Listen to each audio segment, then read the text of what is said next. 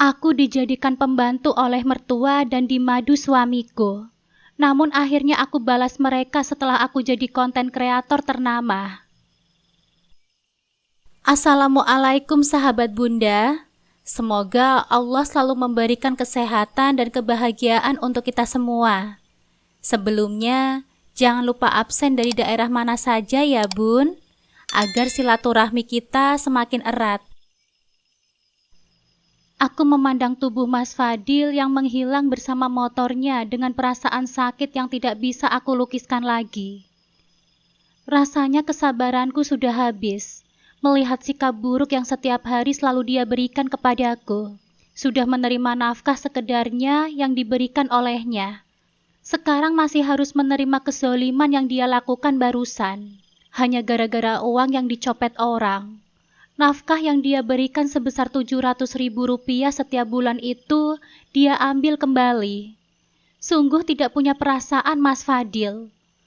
Untung air dan listrik sudah aku bayar. Kalau tidak, aku tidak tahu mau dibayar pakai apa. Padahal dia punya ibu yang pasti punya tabungan lebih dibandingkan aku, karena dia memberikan hampir 80% gajinya untuk mertuaku itu. Tapi dia malah tega mengambil uangku, padahal ada Dava yang masih butuh makan. Kalau aku mungkin masih bisa makan dengan meminta sayuran di tetangga. Tetapi Dava, sungguh tega kamu Mas Fadil. Gaji 8 juta, tapi buatku hanya 700.000 saja. Itu pun masih diambil lagi. Benar-benar kejam. Kalau belum ada Dava di antara kami, mungkin sudah dari lama aku menggugat cerai dan meninggalkan suamiku itu. Ting! Tiba-tiba ponsel dari saku gamisku berbunyi. Dengan gerakan lunglai, aku mengambil benda pipih itu dan mencoba memeriksa notifikasi yang baru saja masuk. Ternyata ada email baru. Bergegas aku membukanya dan seketika mataku melotot lebar dan dadaku berdebar kencang. Membaca pesan yang baru saja masuk itu. Pesan yang memberitahuku bahwa permintaanku atas penarikan pendapatan yang aku terima sebagai salah seorang konten kreator YouTube yang beberapa bulan ini aku tunggu-tunggu itu ternyata sudah diterima. Tak lama lagi uang itu akan segera masuk ke dalam rekening pribadiku. Mendapati kabar itu, rasanya seperti mendapat durian runtuh. Nominal yang bagiku tidak sedikit. $500 atau sekitar 6.500.000. Gajian pertama di aplikasi itu akan segera cair. Ini bagiku adalah pertolongan Allah yang datang di saat aku tidak tahu harus mengadu kemana. Berkali-kali aku mengucapkan sujud syukur. Ternyata kesabaranku selama ini merintis konten mengenai kehidupanku sehari-hari tidak sia-sia. Banyak pemirsa yang merasa iba dan memberikan support, karena melihatku setiap hari hanya masak tumis kangkung dan goreng tempe, karena kemampuan ekonomi yang terbatas. Itulah yang membuat kontenku akhirnya viral dan mendapatkan banyak subscriber. Subscriber itulah yang kemudian memberiku banyak hadiah dalam konten yang aku unggah tersebut dalam bentuk gift atau saweran. Itulah yang nantinya selain gaji juga akan aku terima dari aplikasi. Tidak lama lagi, menurut info biasanya seminggu atau 2 minggu lagi. Semoga info tersebut benar. Sekarang aku hanya harus melewati masa 1 atau 2 minggu ke depan dengan makan seadanya. Atau mungkin aku bisa pinjam uang Karin. Tetanggaku yang selama ini sering membantuku kala uang yang diberikan Mas Fadil habis, agar aku dan Dava tetap bisa makan. Ya, semoga saja Karin bisa membantuku memberikan pinjaman, agar aku dan Dava tetap bisa makan hingga gaji itu masuk ke rekeningku. Setelah masuk dalam rekening, tentu saja aku akan segera mengembalikannya. Terima kasih ya Allah, ucapku dalam hati. Engkau memang tidak pernah membiarkan hamba-Mu kesulitan seorang diri. Bagaimanapun caranya, Engkau pasti akan memberikan pertolongan kepada hamba-Mu yang butuh pertolongan. Ucapku penuh syukur padanya. Keesokan harinya, aku pun mencoba menemui Karin. Rin, aku bisa pinjam uang enggak? Uangku diambil sama Mas Fadil. Kemarin katanya dia kecopetan di warung. Dan semua uangnya habis. Makanya nafkah yang dikasih kemarin diambil lagi. Nanti insya Allah 1 atau 2 minggu lagi aku pulang, Rin. Alhamdulillah gajiku sebagai konten kreator akan segera dicairkan. Jadi pinjaman itu insya Allah akan segera aku lunasi kalau gajiku sudah masuk rekening. Doakan saja ya, nggak ada kendala. Ucapku pada Karin, teman satu sekolahku dulu yang sampai saat ini belum menikah dan tinggal hanya beberapa deret dari rumahku. Karin bekerja sebagai pelayan rumah makan. Dia bekerja sampai sore. Itu sebabnya aku bisa menemuinya menjelang maghrib hari ini. Mendengar perkataanku, Karin menganggukkan kepala sembari tersenyum. Iya, nggak apa-apa, Aina. Aku percaya kok sama kamu. Walaupun nafkah dari suamimu cuma pas-pasan, tapi kamu nggak pernah telat mengembalikan pinjaman. Kamu mau pinjam berapa? Kebetulan aku baru saja gajian dan belum perlu uang banyak. Jadi bisa kamu pakai dulu. Jawab Karin. Mendengar kata-kata Karin, aku tersenyum haru. Karin memang sungguh sahabat yang baik. Dia tidak pernah keberatan setiap kali aku pinjam uang. Semoga gajiku segera masuk ke rekening agar nanti bisa pula mengembalikan uang yang aku pinjam ini. Aku pinjam 500.000 aja, Rin. Kalau kamu memang belum butuh uang banyak, nanti kalau gajiku sudah cair, insya Allah langsung aku kembalikan semuanya. Jawabku. Karin pun ikut tersenyum. Alhamdulillah, Aina. Akhirnya kamu bisa gajian juga dan sukses menjadi seorang konten kreator. Ngomong-ngomong, berapa gaji pertama kamu? Tanya Karin ingin tahu. $300 lebih, Rin. Kalau dirupiahkan sih mungkin sekitar 6.500.000 rupiah. Doakan ya segera masuk ke rekeningku. Jawabku lagi. Apa? $300 lebih? Masya Allah, banyak banget. Selamat ya, gaji pertama saja sudah sebanyak itu. Semoga gajian selanjutnya lebih banyak lagi ya. Gak nyangka aku ternyata kamu bisa jadi konten kreator berpenghasilan besar juga. Gak sia-sia kamu capek-capek bikin konten, kalau bisa gajinya sebesar itu. Ucap Karin dengan raut bahagia sembari memelukku penuh haru. Aku pun balas memeluk Karin haru dan menangis bahagia di pelukan sahabatku itu. Ya, aku sendiri juga tidak menyangka jika akan bisa jadi konten kreator yang cukup berpenghasilan seperti saat ini. Mulai sekarang aku tidak perlu mengemis nafkah dari Mas Fadil lagi, hanya demi makan berdua dengan Dava. Aku akan membeli apa saja yang selama ini aku inginkan dengan penghasilanku itu. Tapi tentu saja jangan sampai Mas Fadil tahu. Kalau dia tahu, bukan saja dia tidak akan memberikan kami nafkah lagi, tapi bisa-bisa uangku juga dia ambil karena selama ini dia selalu memaksaku mencari uang untuk membantunya. Tapi aku tidak pernah mengiyakan. Namun diam-diam aku tidak pernah patah semangat selalu berusaha mencari penghasilan sendiri. Sehingga akhirnya diam-diam berhasil menjadi konten kreator seperti sekarang. Aku akan menyembunyikan uangku dari laki-laki itu, agar bisa memiliki tabungan sendiri untuk masa depanku dan Dava. Karena berharap Mas Fadil akan memberikannya rasanya sangat mustahil. Itu sebabnya aku harus mengupayakan sendiri. Setelah menerima uang dari Karin, aku pun segera pulang bersama Dava. Namun langkahku terhenti saat di depan teras. Aku melihat sosok ibu mertuaku sedang duduk di bangku teras. Sepertinya tengah menunggu kepulanganku. Ibu, ada apa ibu kesini? Tanyaku pada ibu mertuaku yang langsung pasang tampang galak saat aku sampai di depan teras bersama Dava. Ada apa kesini? Pakai nanya lagi. Kamu dari mana saja? Ditunggu kok nggak datang-datang. Ditelepon juga nggak diangkat. Mau jadi menantu durhaka kamu? Sudah jam berapa ini? Kok belum ke rumah seperti biasanya? Piring sampai berserakan belum dicuci. Sama baju juga belum dicuci. Tapi kamu malah keluyuran gak jelas seperti sekarang. Nyesel ibu punya menantu seperti kamu. Cuma disuruh bantu-bantu di rumah mertua saja malesnya minta ampun. Sembur ibu mertuaku beruntun saat aku tiba di hadapannya. Mendengar perkataan ibu mertuaku itu, aku mengelus dada yang terasa nyeri. Selain hanya diberi nafkah pas-pasan, selama ini aku juga dijadikan babu gratisan oleh ibu mertuaku sendiri.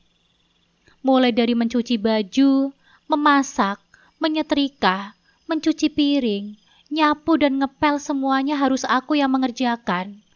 Pagi hari setelah Mas Fadil berangkat bekerja dan sore hari sebelum suamiku pulang kantor, aku harus datang ke rumah beliau untuk mengerjakan semua pekerjaan rumah itu. Siang hari aku baru bisa pulang dan membuat konten-konten tentang keseharianku itu. Terkadang sesekali aku juga mengunggah konten saat sedang beres-beres di rumah ibu mertuaku dengan pekerjaan yang seabrek-abrek. Konten itulah yang juga viral di media sosial, sehingga subscriberku bisa mencapai ratusan ribu seperti sekarang. Tapi biarlah aku diperlakukan buruk seperti itu. Setidaknya dengan jalan inilah akhirnya aku bisa jadi konten kreator berpenghasilan seperti sekarang. Dibilangin mertua kok malah bengong? Dasar menantu gak berguna. Tunggu saja sebentar lagi. Kamu bakal gigit jari kalau Fadil nikah lagi. Ucap Bu Lucy lagi. Ibu mertuaku itu dengan nada keras sehingga membuat Dava merengek karena terkejut. Aku yang juga terhenyak kaget mendengar perkataan wanita itu barusan. Apa? Mas Fadil akan menikah lagi? Benarkah? Dengan siapa? Apa maksud ibu? Mas Fadil akan menikah lagi? Dengan siapa, Bu? Ibu nggak bohong kan? Aku bertanya dengan suara gemetar, karena jujur aku kaget dan cukup syok mendengar kabar ini. Aku tidak menyangka laki-laki sepelit Mas Fadil akan mencari istri baru. Apa dipikir istri itu bisa disuruh makan batu sehingga dia mau menikah lagi? Nafkah satu istri saja keteteran, kok malah mau nambah istri lagi sih? Benar-benar membengongkan. Bu Lucy nampak salah tingkah mendengar perkataanku barusan. Mungkin beliau tadinya juga terdorong emosi, sehingga sanggup berkata demikian. Tapi tidak lama setelah itu, mertuaku itu kemudian menganggukkan kepalanya. Tanda serius dengan ucapannya. Ya iyalah, ngapain ibu bohong? Memangnya ibu akan membiarkan selamanya Fadil punya istri seperti kamu, yang pemalas yang gak bisa cari uang sendiri. Bisanya cuma minta-minta sama suami. Dikasih uang pun cuma bisa ngasih anak saya makan tumis kangkung setiap hari. Ibu mana coba yang tega anaknya diperlakukan seperti Fadil olehmu? Dasar menantu gak berguna. Lebih baik Fadil menikah lagi daripada seumur hidupnya tersiksa jadi sapi perah kamu.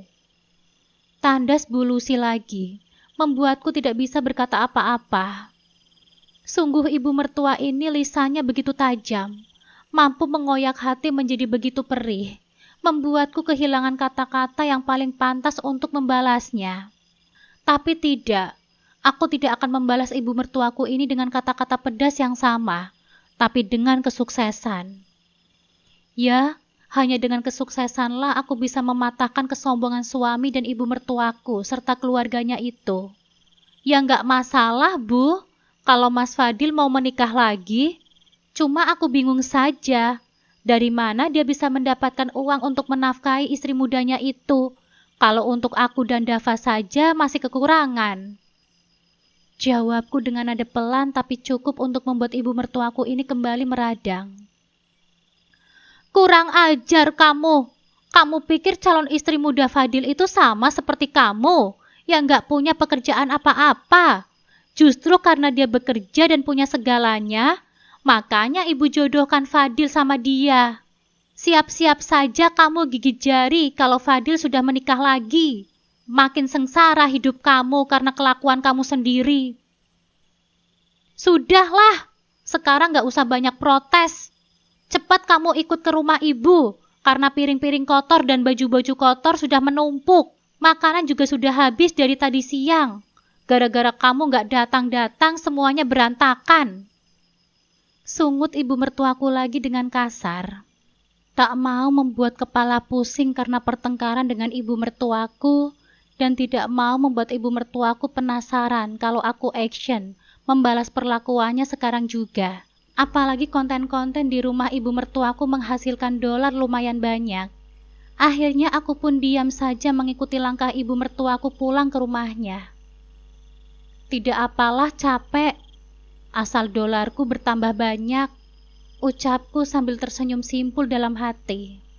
Ma, Dava antuk, ucap Dava sembari merengek dalam gendonganku, mengatakan kalau dia sudah mengantuk. Dari siang Dava memang belum tidur siang karena aku tidak sempat menidurkannya. Sekarang sepertinya sudah sangat mengantuk. Tadi sebenarnya aku berencana untuk menidurkannya di rumah, tapi ibu mertuaku keburu datang dan memintaku membereskan rumahnya. Terpaksa aku menuruti karena aku belum ingin mengibarkan bendera perang sekarang juga. Ibarat terjun ke medan perang, aku belum punya senjata apa-apa. Jadi aku terpaksa harus bersabar hingga aku bisa memiliki semua amunisi yang aku butuhkan itu. Nanti kalau dolarku sudah keluar dan dolar-dolar berikutnya juga sudah masuk ke rekening, baru akan aku tunjukkan siapa aku yang sebenarnya. Sekarang aku harus banyak-banyak bersabar dulu. Sampai di rumah ibu, aku melihat Mas Fadil yang sedang makan nasi rendang yang sepertinya dia beli di warung ujung gang. Warungnya Mbak Diana, janda muda yang suaminya meninggal dunia 3 bulan yang lalu karena kecelakaan lalu lintas. Kecelakaan yang konon diakibatkan karena almarhum suami Mbak Diana kecapean mengurus usaha, sehingga mengendarai motor dalam keadaan mengantuk. Konon kata orang, Mbak Diana tipe istri penuntut. Dia meminta suaminya bekerja keras banting tulang untuk memenuhi semua kebutuhan hidupnya, hingga waktu yang harusnya digunakan untuk istirahat pun terpaksa digunakan oleh suaminya untuk terus bekerja demi mengumpulkan pundi-pundi uang. Itulah yang akhirnya menyebabkan almarhum mengalami kecelakaan lalu lintas karena kecapean terlalu memforsir tenaganya untuk bekerja.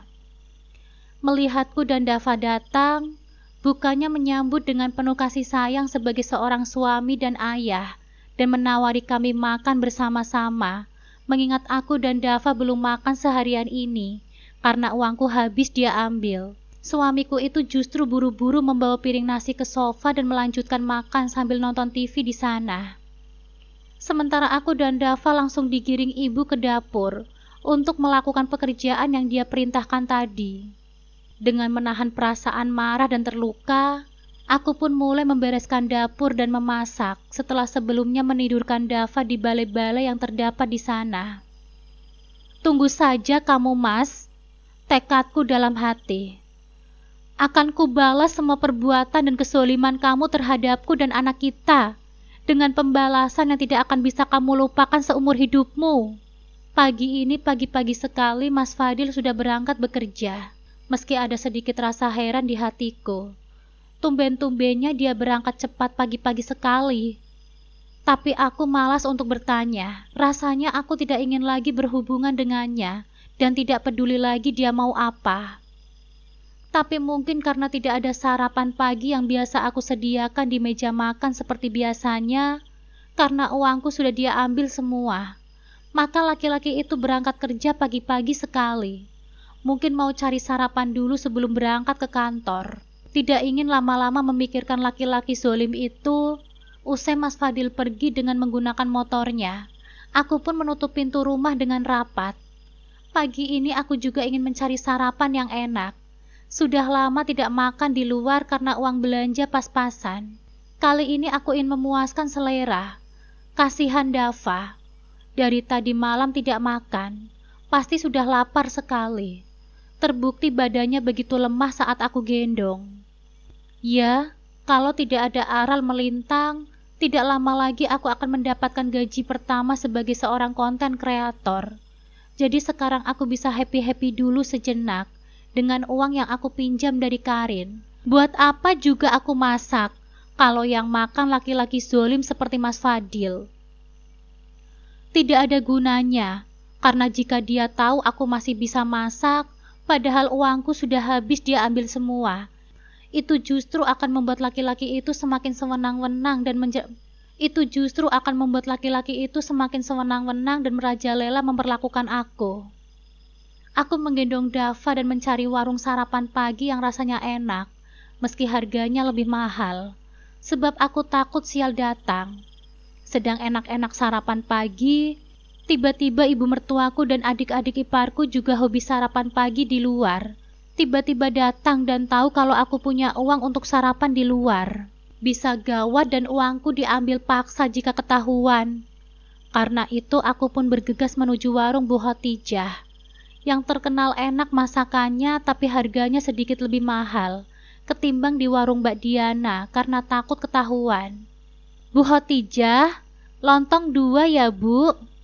1 pedes, 1 lagi nggak pedes.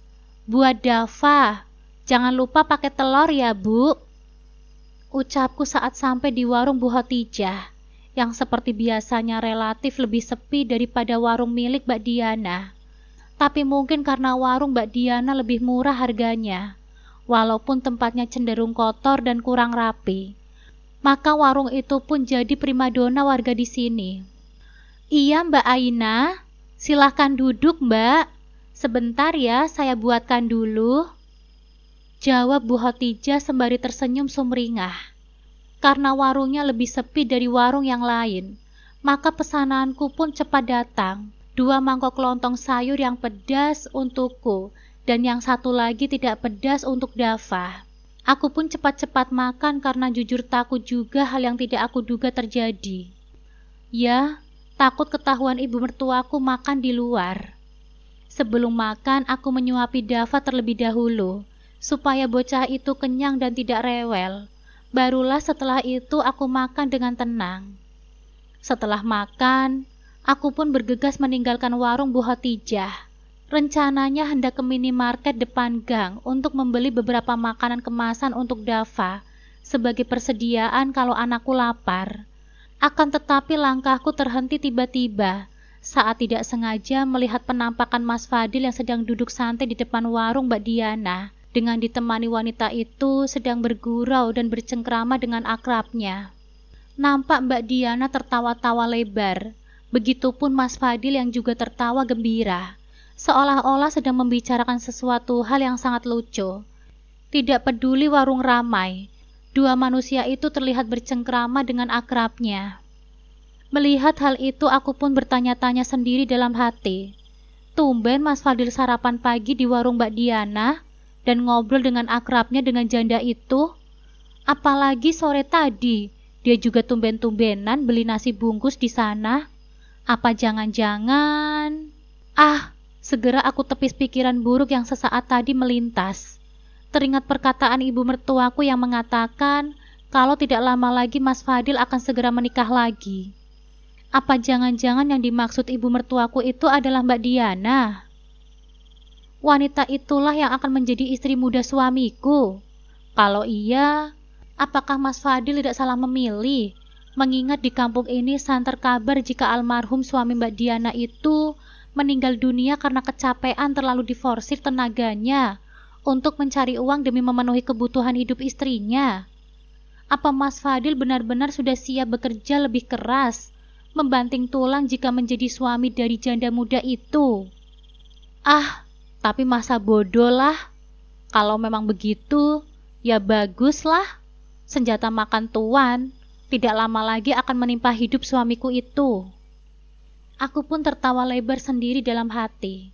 Apa jangan-jangan Mas Fadil punya niat untuk memanfaatkan kekayaan Mbak Diana dengan menjadikan wanita itu sebagai istri mudanya, mengingat Mbak Diana itu kan memang janda kaya, sehingga ingin menjadikannya istri kedua.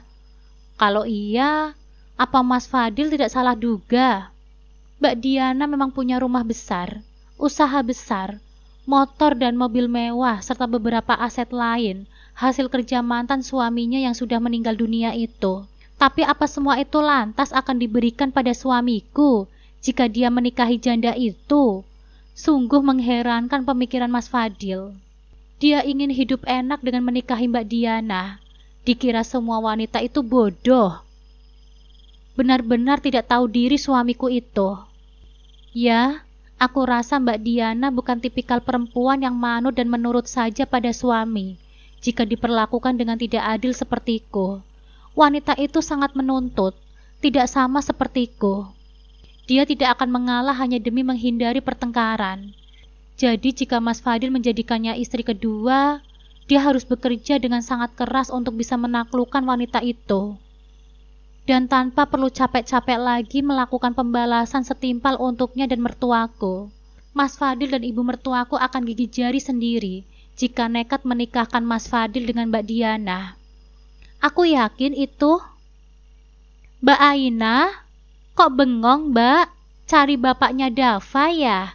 Itu saya lihat ada di warungnya Mbak Diana dari tadi. Ada apa ya, Mbak? Kok tumben-tumbennya Pak Fadil nongkrong di warungnya janda muda itu? Nggak pergi-pergi lagi. Apa ada urusan bisnis? Atau jangan-jangan... Sedangkan aku diam-diam mengawasi Mas Fadil yang sedang duduk di warung Mbak Diana dari kejauhan. Tiba-tiba Bu Ririn, perempuan yang terkenal tukang gosip di kampung ini, tiba-tiba muncul di belakangku dan langsung menyampaikan pertanyaan yang membuatku kaki. Mau dijawab, aku sendiri tidak tahu apa jawaban yang tepat. Mau nggak dijawab, rasanya kok gimana gitu. Nanti dikira aku galau melihat Mas Fadil sepertinya sedang PDKT dengan Mbak Diana. Padahal sedikit pun aku tidak galau. Aku justru nggak sabar lagi menunggu saatnya Mas Fadil benar-benar menikah dengan Mbak Diana. Aku ingin tahu akan seperti apa rumah tangga mereka, dan akan seperti apa hidup Mas Fadil jika punya istri seperti janda muda itu. Nggak tahu, Bu. Ibu tanya saja langsung sama suami saya. Saya mah masa bodoh. Mau nongkrong di warungnya Mbak Diana, kek? Mau nongkrong di warungnya Bu Hotijah kek, semuanya mah terserah. Asal jangan Mas Fadil yang makan, saya yang disuruh bayar. Sahutku kesal. Mendengar jawabanku, Bu Ririn nampak kesal dan mengerucutkan bibirnya. Ye, Mbak Aina, dibilangin kok ngeyel, nanti suaminya terpikat janda muda baru nyesel deh. Sekarang dikasih tahu pura-pura nggak peduli. Nanti ditinggalin baru tahu rasa. Sungut Bu Ririn lagi membuatku semakin tak suka. Tak mau menanggapi ucapan Bu Ririn, aku pun segera melipir pergi dari tempat itu. Tidak ada gunanya melayani tukang gosip seperti itu. Bisa-bisa Mas Fadil tahu kalau aku sedang mengawasinya saat ini. Dan GR karena dikira aku takut kehilangan dirinya. Padahal tidak sama sekali. Ya, aku sama sekali tidak takut kehilangan dia, karena aku juga tidak mau selamanya hidup menderita menjadi istrinya. Apalagi jika benar nanti dia akan menikah lagi. Kalau sekarang aku masih bertahan di sisinya, itu karena aku menunggu waktu yang tepat untuk pergi dari hidup Mas Fadil dan meraih kebahagiaanku sendiri tanpa dirinya. Aku yakin suatu saat nanti aku bisa sukses tanpa Mas Fadil.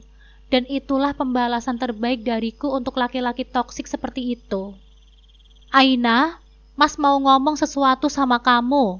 Sini duduk. Ujar Mas Fadil tiba-tiba saat aku sedang mencuci piring di rumah ibu mertuaku. Sejak dompetnya kecolongan, laki-laki itu memang lebih sering datang ke rumah ibu mertuaku. Apalagi kalau bukan nyari makan. Meski ibu mertuaku kulihat kerap kali memasang tampang tidak suka, karena hampir 2 minggu ini Mas Fadil selalu makan di rumah ini, sehingga ibu mertuaku selalu mengeluh stok beras dan makanan cepat habis. Tapi suamiku itu tidak peduli, tetap saja makan hingga kadang ibunya diam-diam marah-marah di belakangnya. Ya, ibu mertuaku memang aneh. Duit bulanan dapat dari anak laki-lakinya, tapi giliran Mas Fadil mau makan, muka ibu mertuaku kusut seperti baju belum disetrika. Tapi masa bodoh lah, suami Zoli memang cocoknya dibegitukan, biar dia tahu rasa. Kalau aku sendiri dari dulu memang tidak pernah ingin makan di rumah itu. Selain malas kena caci, aku juga tidak nyaman dan ingin buru-buru pulang setiap kali selesai beres-beres. Lebih baik menahan lapar daripada dihina, karena numpang makan meski akulah yang sudah memasaknya. Tunggu sebentar ya Mas, aku selesaikan dulu cuci piringnya, jawabku santai. Sejak aku tahu niat Mas Fadil untuk menikah lagi, Aku memang sudah mematikan segala rasa untuknya, apalagi mengingat sikapnya yang sangat kelewatan. Jujur rasa sayang itu sudah hilang digantikan rasa benci yang membumbung tinggi. Tapi aku memang belum ingin keluar dari hidup Mas Fadil sekarang ini. Aku masih ingin melihat bagaimana ending hidup Mas Fadil dan keluarga ini ke depannya, setelah segala sikap zolim yang mereka lakukan kepadaku. Biarlah sampai sekarang aku hidup di bawah tekanan mereka, asal aku masih punya kesempatan untuk menyaksikan saat-saat kehancuran mereka kelak. Tekadku dalam hati. Ya sudah, jangan lama-lama. Penting soalnya, ujar Mas Fadil pula dengan nada ketus.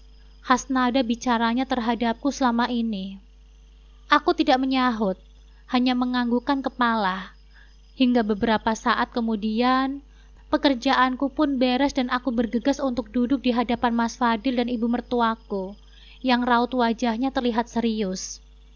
Di samping mereka, duduk pula di sofa, nampak Nenda dan Mira, dua adik iparku yang tengah santai sembari memainkan gadgetnya. Melihat ekspresi mereka, sepertinya memang ada hal yang serius yang hendak mereka bicarakan. Tapi apa ya? Aina, Mas langsung saja. Mas ada rencana ingin menikah lagi. Izin atau tidak izin kamu, Mas tidak peduli. Tapi yang jelas, kalau nanti Mas jadi nikah lagi, kamu gak boleh mengganggu istri muda Mas. Apa kamu bisa memahami itu, Aina? Ucap Mas Fadil tanpa tedeng aling-aling dan rasa takut sedikit pun, jika kata-katanya akan melukai hati dan perasaan seorang istri.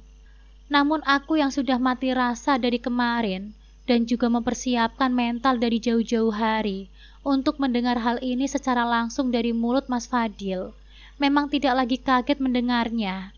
Toh ibu mertuaku juga sudah menyampaikan niat putranya itu dari kemarin. Hanya saja yang membuatku penasaran, siapakah calon istri muda Mas Fadil itu? Apa benar dia itu adalah Mbak Diana, janda muda yang akhir-akhir ini dekat dengan suamiku? Iya Aina, kamu jangan menghalangi niat Fadil untuk memperbaiki kehidupannya. Fadil itu berhak bahagia. Selama ini sudah capek punya istri seperti kamu, yang bisanya cuma minta nafkah setiap bulan. Jadi sekarang, biarkan Fadil bahagia dengan pilihannya. Toh kamu bukanlah diceraikan, hanya dimadu saja. Tapi kalau kamu banyak tingkah, ya terpaksa Fadil akan menalakmu.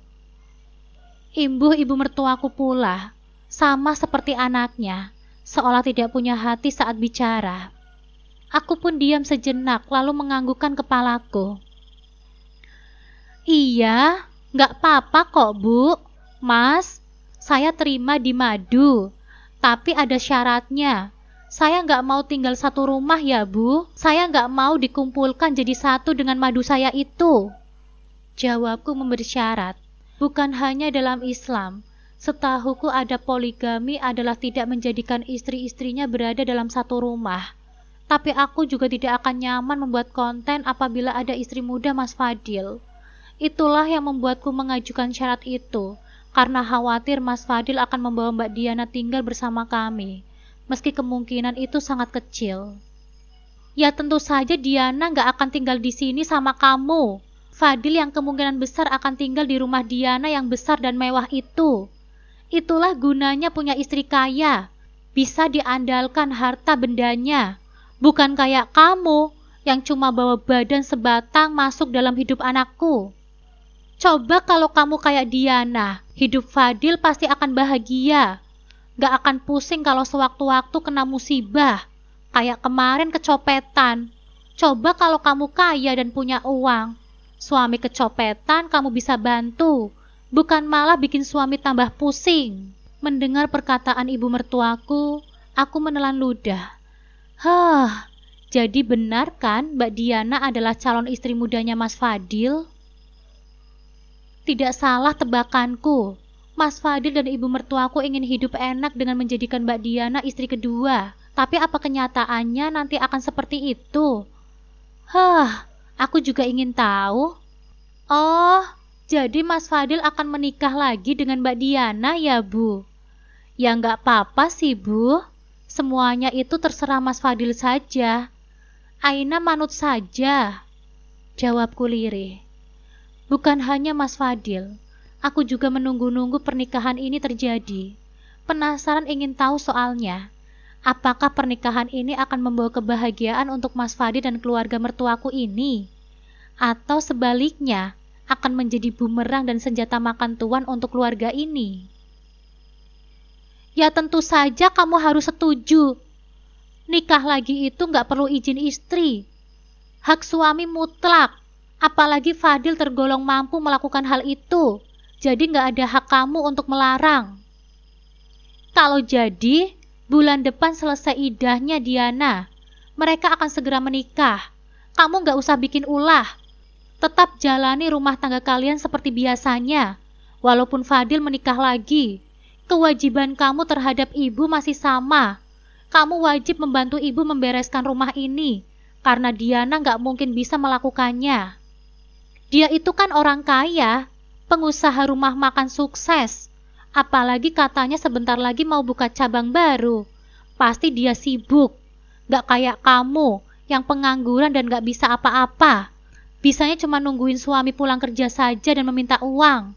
Jadi kamu tetap harus ke rumah ibu seperti biasa, untuk membantu ibu membereskan rumah.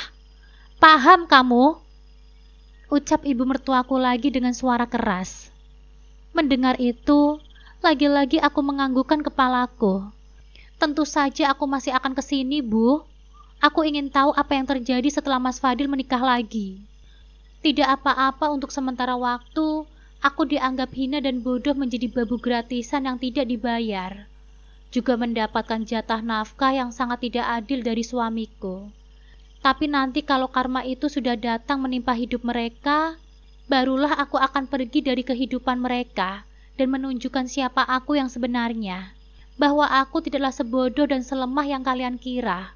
Aku bukan Aina yang bisa kalian pandang remeh dan enteng, seperti yang kalian kira selama ini.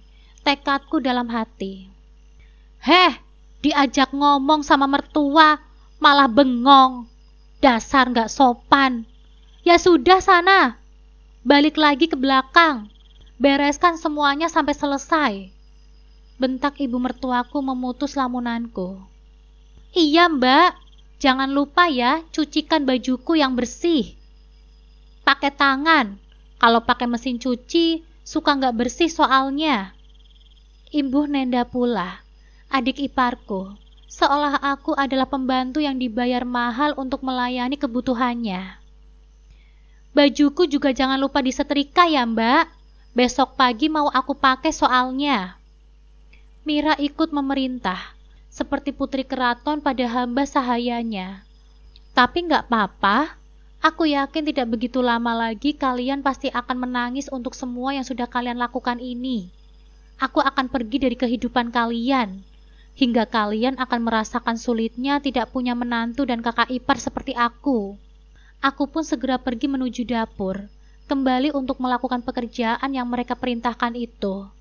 Fadil, beruntung banget ya hidup kamu. Kalau kamu jadi menikah dengan Diana, kamu bisa punya 2 istri yang saling melengkapi. Aina jadi pembantu gratis ibu yang gak perlu dibayar. Sedangkan Diana jadi mesin ATM yang akan memberikan kamu banyak uang. Apalagi kalau dia jadi buka cabang baru, dan kamu dipercaya untuk mengelolanya. Kamu bisa langsung jadi bos rumah makan tanpa perlu kerja keras lagi. Enak banget ya jadi kamu. Pinter banget sih kamu nyari istri. Puji ibu mertuaku pada Mas Fadil, yang bisa ku dengar dari balik dinding dapur ini. Mas Fadil tertawa lebar mendengar pujian tersebut. Ibu bisa aja bikin aku tersanjung mendengarnya. Siapa dulu dong? Fadil, anak ibu. Hahaha. Mas Fadil kembali tertawa sembari membusungkan dadanya. Aku mencibirkan bibir mendengar perkataan penuh kesombongan dari suamiku itu. Belum tahu saja dia kalau aku hanya sedang menunggu waktu. Waktu datangnya karma yang aku yakini akan menimpa setelah dia menikah lagi dengan Mbak Diana. Dia tidak akan lagi menjadi laki-laki yang bebas, melainkan akan dituntut untuk bekerja dengan sangat keras demi mewujudkan ambisi Mbak Diana menjadi wanita kaya raya. Aku yakin itu. Ibu pun ikut tertawa mendengar perkataan putranya itu. Ibu beruntung sekali punya anak seperti kamu, Fadil. Kamu itu bukan hanya patuh sama orang tua, tapi juga menomorsatukan ibu dan adik-adikmu. Tapi kamu juga pandai cari istri yang bisa berguna untuk keluarga kita. Aina walaupun miskin dan pengangguran, tetapi dia berguna juga menjadi ART gratis ibu. Diana nanti juga akan berguna jadi tempat ibu makan gratis. Jadi ibu gak perlu lagi deh belanja. Biar bisa hemat dan uang dari kamu bisa ibu kumpulkan semua. Soalnya biaya kuliah Nenda dan Mira itu semakin lama semakin mahal. Belum lagi kalau nanti mereka menikah. Ibu mau bikin pesta yang sangat meriah. Jadi gak salah kamu menikah lagi dengan Diana. Ibu setuju sekali, Fadil. Ucap ibu mertuaku lagi, masih terdengar memuji putranya itu. Iya, Mas. Nenda juga bangga punya kakak seperti Mas Fadil. Sayang banget sama aku. Oh iya, kalau nanti Mas sudah menikah sama Mbak Diana, boleh dong aku tinggal bareng kalian. Pengen juga ngicipin tinggal di rumah besar dan mewah seperti punya Mbak Diana itu, Mas. Pasti full AC setiap kamarnya ya. Beruntung banget kamu, Mas, punya calon istri seperti Mbak Diana. Nanti aku bisa juga dong pinjam mobilnya buat jalan-jalan. Iya nggak, Mir? Timpal Nenda pula sambil mengajak Mira berkomentar. Oh iya, Deng. Iya dong, Mira juga seneng banget dengan rencana pernikahan Mas Fadil ini.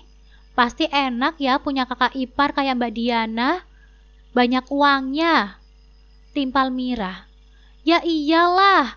Kalian tenang saja, Mas menikah dengan Diana itu juga demi membahagiakan kalian. Percayalah, kalau Mas sudah jadi suaminya Diana nanti, Mas akan pelan-pelan mengambil alih hartanya untuk menyenangkan kalian. Jadi tenang saja ya, kalian pasti akan hidup lebih enak dari sekarang, kalau Mas menikah dengan Diana. Jawab Mas Fadil pula dengan kesombongannya. Lagi-lagi aku hanya tertawa lebar dalam hati. Benar-benar tidak tahu diri suamiku itu. Dia tidak sadar bahwa harapannya itu belum tentu sesuai dengan kenyataannya. Apalagi Mbak Diana itu kulihat bukan wanita lemah dan bodoh. Dia justru pintar dan ambisius untuk cepat kaya. Bisa-bisa kamu bukannya bisa mengambil alih harta benda Mbak Diana, tapi gajimu yang habis dia minta. Cibirku dalam hati. Sedang asik aku menguping pembicaraan ibu mertuaku dan anak-anaknya itu, tiba-tiba ponselku berdering pelan. Bergegas aku membukanya dan tersenyum sangat bahagia saat melihat notifikasi yang baru saja masuk itu. Notifikasi dari M-Banking yang beberapa waktu lalu aku urus ke bank, yang memberitahukan kalau barusan di rekeningku telah masuk sejumlah uang sebagai bayaran pertama menjadi seorang konten kreator. Nilainya bagiku yang jarang pegang uang ini sangatlah banyak, hampir 5 juta rupiah. Tidak sadar, air mata haru dan bahagia pun menetes di pipiku. Segera aku mendekati balai-balai di mana tubuh kecil Dava tengah tertidur, karena kecapean habis menemaniku beres-beres tadi dan memeluknya dengan erat. Karena kecapean habis menemaniku tadi beres-beres, dan aku memeluknya dengan erat.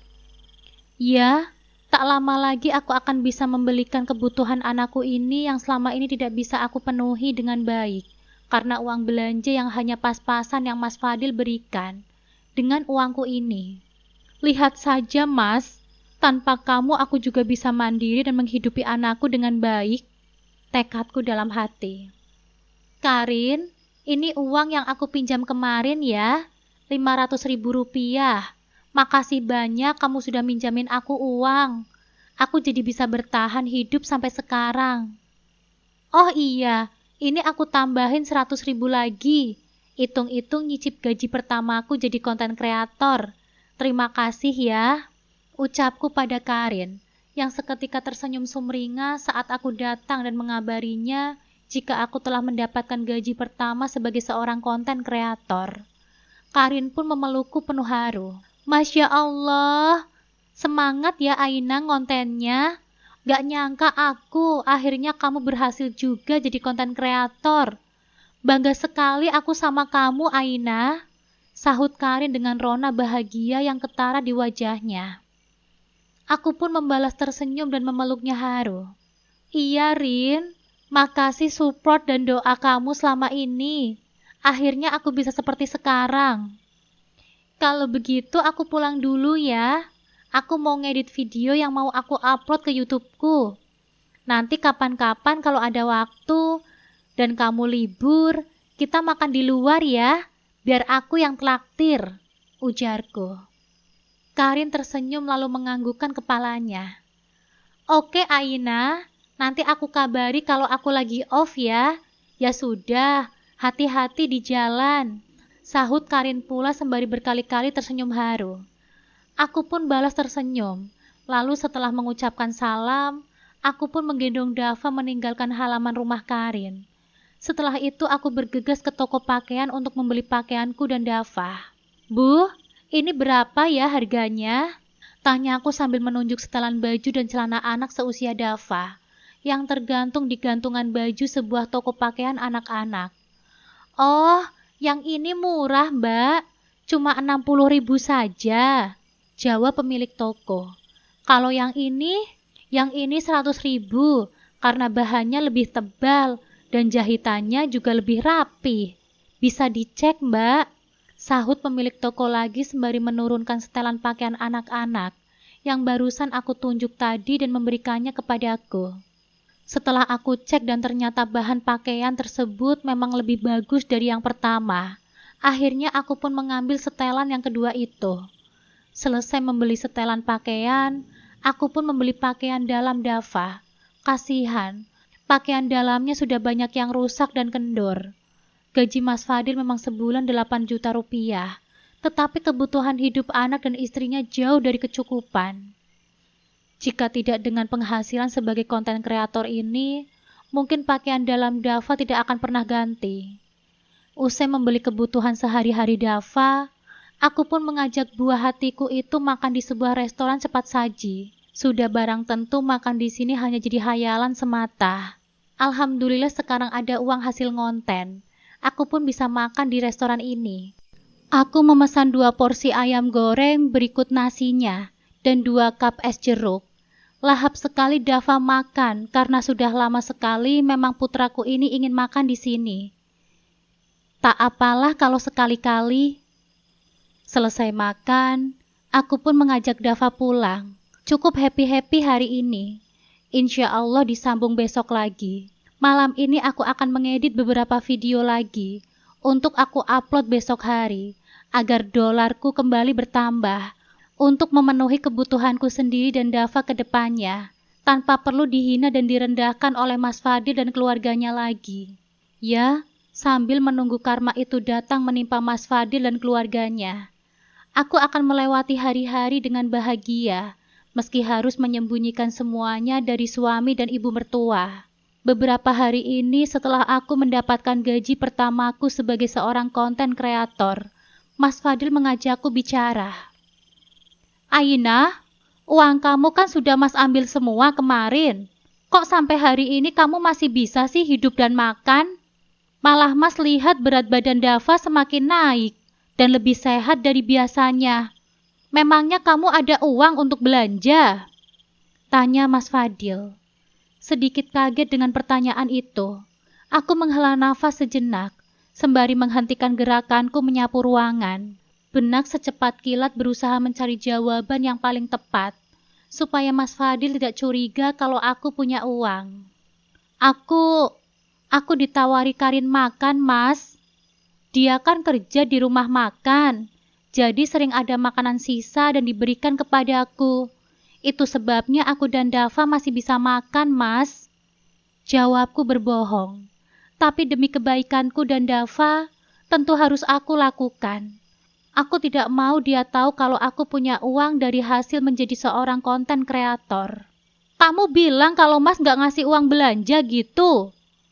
Mas Fadil tiba-tiba mencecar. Ya enggak lah, Mas. Aku bilang Mas Fadil habis kena musibah. Makanya nggak ada uang lagi untuk belanja. Dan Karin ngerti kok, Mas. Mas nggak perlu khawatir. Aku nggak mungkin bilang kalau Mas sudah mengambil uang belanjaku gara-gara kecopetan kemarin itu. Ujarku lagi, untuk menenangkan hati Mas Fadil, semata-mata supaya dia tidak lagi mengorek-ngorek rahasia yang sedang aku sembunyikan darinya sekarang. Oh, ya sudah kalau begitu. Ngomong-ngomong gaji Karin kerja di rumah makan itu berapa? Kamu tahu nggak? Tanya Mas Fadil lagi ingin tahu. Kali ini aku mengeriyitkan kening, karena tidak mengerti dengan maksud pertanyaannya itu. Memangnya kenapa Mas tanya seperti itu? Mana aku tahu gaji Karin berapa, Mas? Jawabku mulai merasa terganggu dengan sikap ingin tahu Mas Fadil. Ya sebagai sahabat, masa kamu nggak tahu sih gajinya berapa? Nggak mungkin lah. Maksud Mas begini, kamu kan tahu sebentar lagi Mas mau melamar Diana untuk menjadi adik madumu. Nah, tentu saja Mas butuh uang bukan? Walaupun niat Mas menikahi dia itu demi kamu dan Dava, agar kamu bisa hidup enak kalau punya adik madu seorang pengusaha rumah makan. Tapi kan, untuk awal-awal tentu Mas butuh uang untuk melamarnya. Gak mungkin kan Mas melamar Diana dengan tangan kosong? Tentu Mas butuh uang sebagai biaya pernikahan. Nah, karena sekarang ini Mas lagi gak punya uang, gimana kalau kamu pinjamkan buat Mas untuk melamar Diana? Mas janji secepatnya akan ganti uang itu setelah menikah dengan Diana. Bantu Mas ya Aina, percayalah kalau nanti Mas berhasil menikah dengan Diana, kamu dan Dava juga akan senang. Nanti Mas bisa pakai mobil dia untuk kita jalan-jalan. Sudah lama kan kamu pengen kita jalan-jalan ke luar kota? Gak lama lagi hal itu pasti akan terwujud kalau kamu bisa mencarikan Mas pinjaman uang. Gak banyak kok, cuma 10 juta saja. Yang 10 juta lagi mungkin Mas bisa kasbon uang kantor. Jadi nggak semuanya pinjam ke Karin. Bisa kan Aina? Tanya Mas Fadil lagi dengan enteng. Membuatku bukan hanya kaget, tetapi sekaligus juga jijik mendengarnya. Dasar suami gila. Dia yang mau menikah, tapi aku dan Karin yang kerepotan. Dasar manusia nggak ada otak. Mungkin waktu pembagian otak kemarin, dia nggak datang, sehingga segala tingkah laku dan perkataannya seperti orang kurang waras. Heran juga, kenapa aku dulu bisa jatuh cinta sama dia.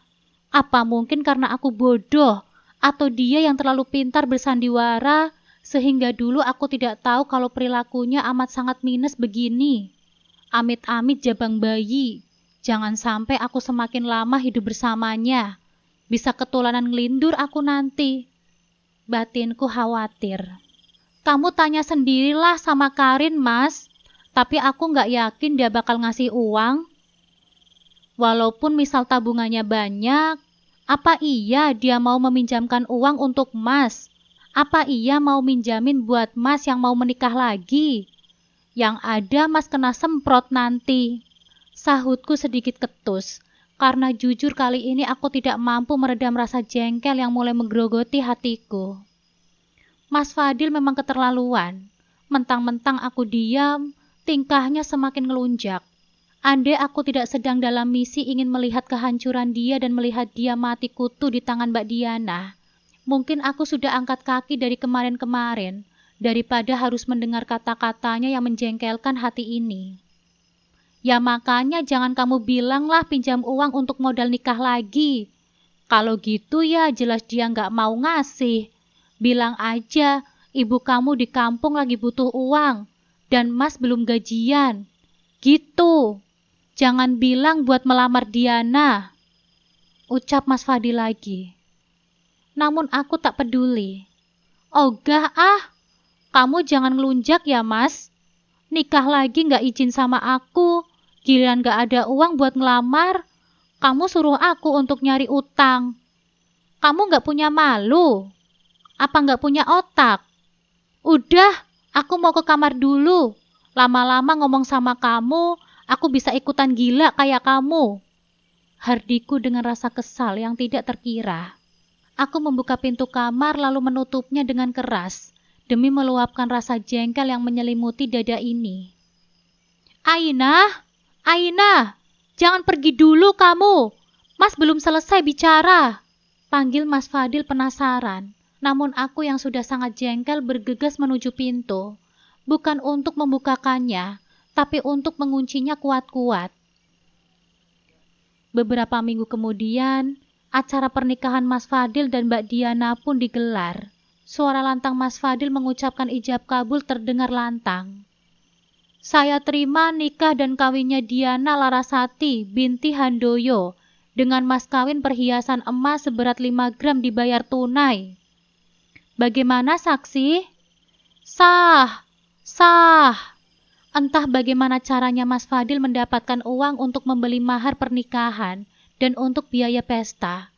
Tapi hari ini akhirnya suamiku itu melangsungkan juga pernikahan keduanya. Semua hadirin menatap iba kepadaku yang duduk berdampingan dengan mertua dan adik-adik iparku, menyaksikan acara ijab kabul yang dilangsungkan hari ini. Tapi aku tak peduli, aku tidak butuh rasa iba itu, sebab rasa iba itu harusnya justru diberikan kepada Mas Fadil, yang aku yakini sedang menjerumuskan dirinya sendiri ke dalam kesulitan hidup. Sudah enak-enak kerja di perusahaan dengan gaji 8 juta rupiah, tinggal berbuat baik pada istrinya saja sehingga aku tidak perlu memisahkan uangku dengan uangnya. Tapi ini malah mencari jalan menyusahkan diri sendiri. Ya kalau Mbak Diana bisa diatur dan dikendalikan seperti aku. Kalau tidak, itulah karma karena sudah menyia-nyiakan dan berbuat zalim kepada anak dan istrinya. Sabar ya Aina, aku yakin kamu wanita yang kuat. Teruslah semangat bikin kontennya dan tunjukkan kepada Fadil dan keluarga mertuamu kalau kamu bukan wanita lemah yang bisa mereka hina dan rendahkan sesuka hati mereka.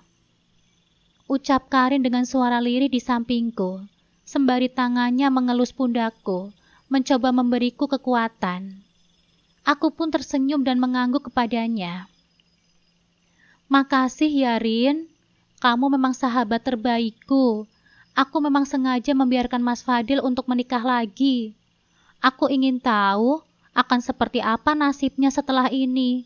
Aku yakin dia sedang mendatangi karmanya sendiri. Jawabku dengan nada yakin.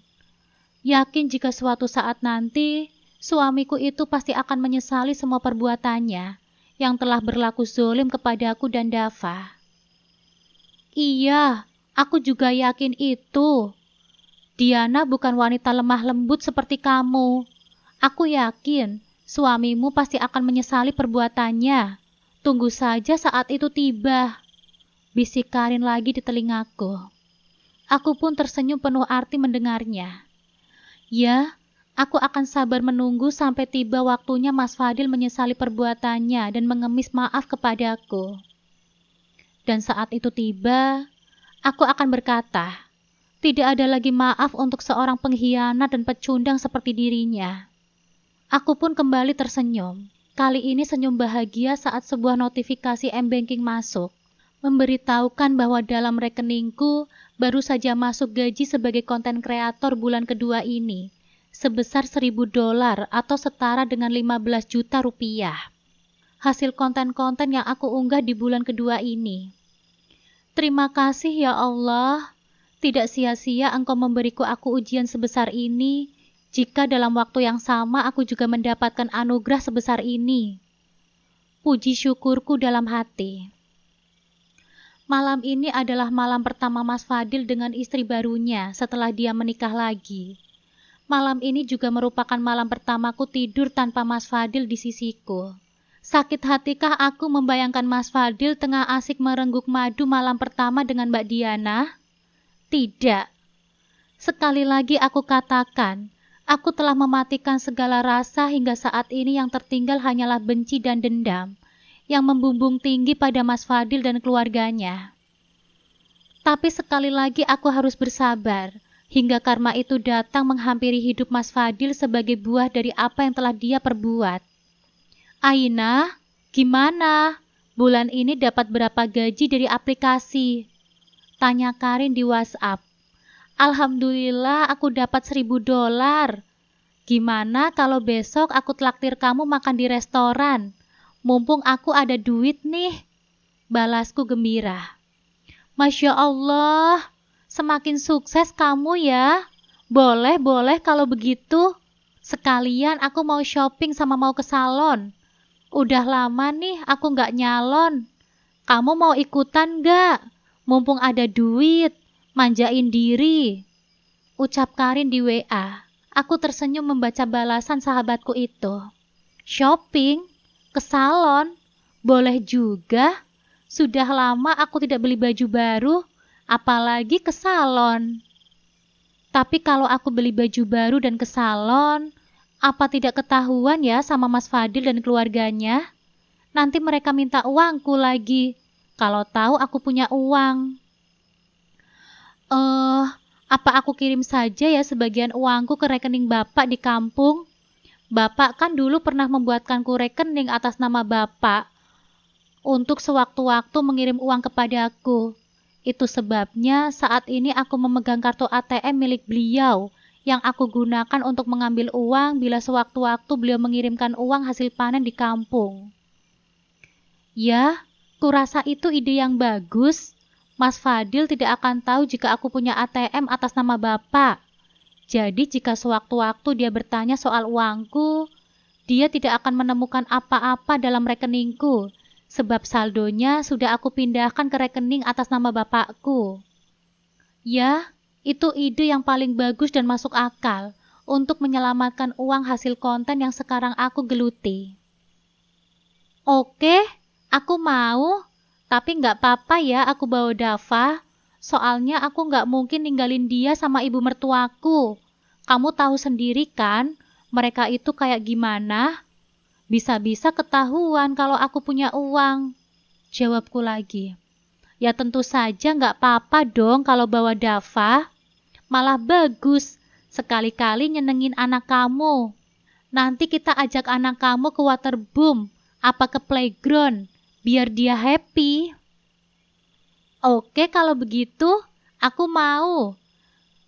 Pagi habis aku nginep di rumah ibu, kita pergi ya. Sementara ini aku masih harus nginep soalnya. Kalau enggak, bisa ketahuan aku sama ibu mertuaku. Kalau aku lagi nungguin azab Mas Fadil. Emotikon tertawa kecil aku sematkan pada balasan WA aku kepada Karin. Yang tidak lama kemudian dibalasnya dengan emotikon tertawa yang sama. Ya, aku setuju. Semangat ya, dan tetap bersabar. Aku yakin gak lama lagi suamimu itu pasti akan mati berdiri karena dikerjain sama Diana. Perempuan model begitu dinikahin jadi istri kedua. Alamat masuk lubang derita lah. Hahaha. Karin tertawa lebar. Aku pun balas tertawa, lalu setelah itu bergegas istirahat. Karena besok pagi aku mau pagi-pagi sekali beres-beres rumah ibu. Karena setelah itu hendak pergi ke pasar bersama Karin. Keesokan harinya, aku pun pergi bersama Karin. Tujuanku memang ingin refreshing sekaligus shopping bersama Karin. Ini bagus nggak, Rin? Tanyaku sembari menunjukkan sebuah gamis berwarna coklat, yang kulihat cantik dan anggun.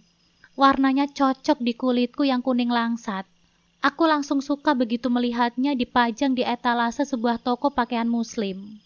Bagus banget itu, Aina. Premium ini.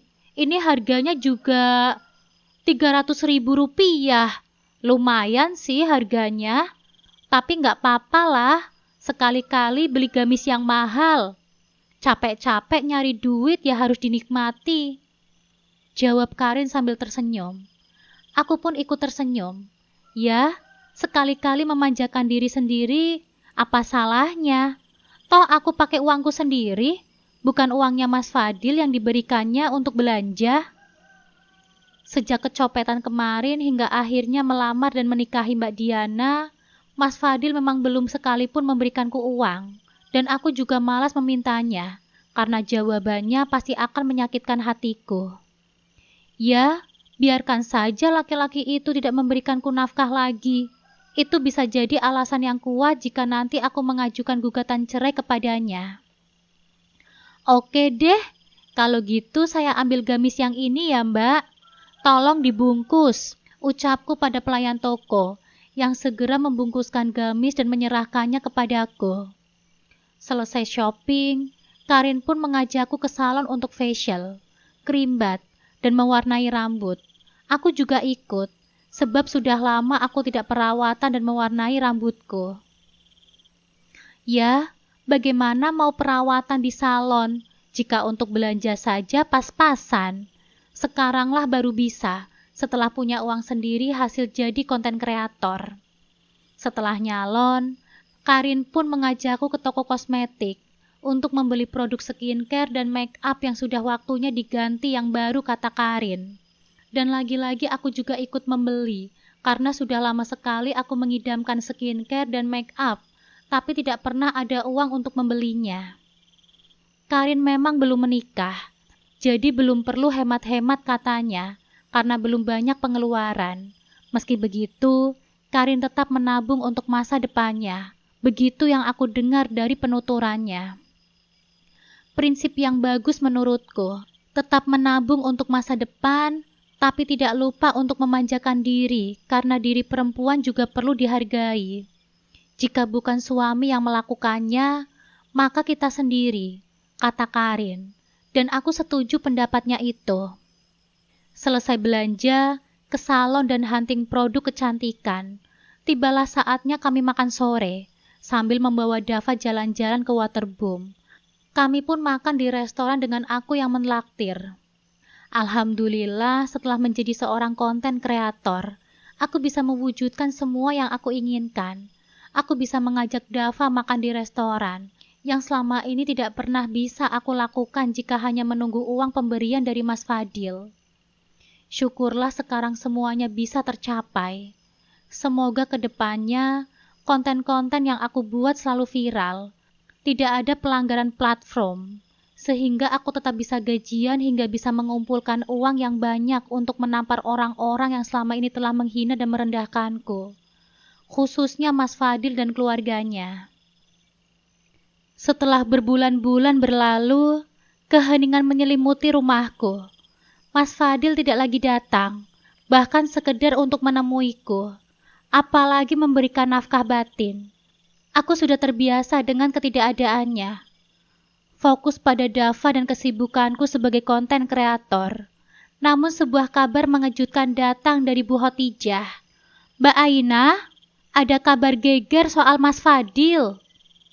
Bu Hotijah memulai ceritanya dengan suara berbisik, seolah takut didengar. Katanya Mbak Diana sudah tahu semua akal bulus Mas Fadil, yang cuma mau menguasai hartanya saja. Aku terperangah. Bagaimana Bu Hotijah bisa tahu? Jadi begini Mbak, beberapa waktu yang lalu, keluarga Mas Fadil menginap di rumahnya Mbak Diana. Mereka tidak tahu kalau Mbak Diana ini cerdik, sudah memasang CCTV tersembunyi. Semua percakapan mereka, niat jahat mereka, terekam jelas Mbak. Mbak Diana yang marah besar langsung mengusir mereka semuanya dari rumah itu, juga melayangkan gugatan cerai. Mendengar itu, aku hanya bisa menggelengkan kepala, karena memang tidak pernah salah alamat. Ironisnya, di tengah kehancuran rumah tangga Mas Fadil, kesombongan mereka terus melambung. Bukannya meminta maaf, mereka justru menyalahkan dan menghinaku. Ini semua gara-gara kamu, Aina. Kamu biang masalahnya, teriak Bu Lucy suatu sore di rumahnya, dengan Nenda dan Mira yang ikut menimpali cacian. Mereka menggelar semacam sidang untukku, mengolok-ngolok dan merendahkanku habis-habisan. Dasar perempuan tidak tahu diri, sudah miskin, pembawa sial pula. Nenda menyeringai. Hatiku perih, namun aku berusaha keras menahan diri. Aku hanya memandang mereka dengan tatapan datar, seolah sudah kebal dengan setiap umpatan yang keluar dari mulut mereka. Tiba-tiba di tengah rentetan cacian itu, ketukan keras di pintu terdengar. 5 orang polisi berseragam lengkap masuk ke dalam rumah. Mereka mendekati Mas Fadil yang duduk dengan wajah angkuh. "Bapak Fadil Gunawan?" tanya salah satu polisi dengan tegas. Mas Fadil mencoba menolak. "Ada apa ini? Kalian salah orang." Namun polisi itu menunjukkan sebuah surat penangkapan. Mas Fadil membacanya, dan seketika wajahnya memucat. Di sana tertulis jelas, "Penangkapan Bapak Fadil Gunawan atas dugaan kasus korupsi di perusahaannya." Semua orang terdiam, termasuk Bu Lucy, Nenda dan Mira. Mas Fadil hanya bisa membisu. Tatapan matanya kosong. Uang mahar dan pesta pernikahan yang mewah itu ternyata semua berasal dari hasil korupsi. Karma yang kucari telah datang, lebih dahsyat dari yang aku bayangkan. Beberapa bulan berlalu sejak kejadian itu, hidupku benar-benar berubah. Aku semakin sukses sebagai YouTuber. Konten-kontenku dikenal luas, dan AdSense yang kuterima kini mencapai 50 juta per bulan. Aku telah mengajukan gugatan cerai dari Mas Fadil, dan kini resmi berstatus janda. Suatu hari, Bu Lucy, Nenda dan Mira datang menemuiku dengan wajah penuh penyesalan. Mereka meminta maaf atas semua perlakuan buruk mereka dan ingin ikut tinggal di rumah baruku. "Aina, kami menyesal sekali. Maafkan kami. Bisakah kami tinggal bersamamu?" pinta Bu Lucy dengan nada memelas. Aku menatap mereka satu persatu. Hatiku terasa lapang namun tekadku sudah bulat. "Maaf Ibu, Nenda, Mira.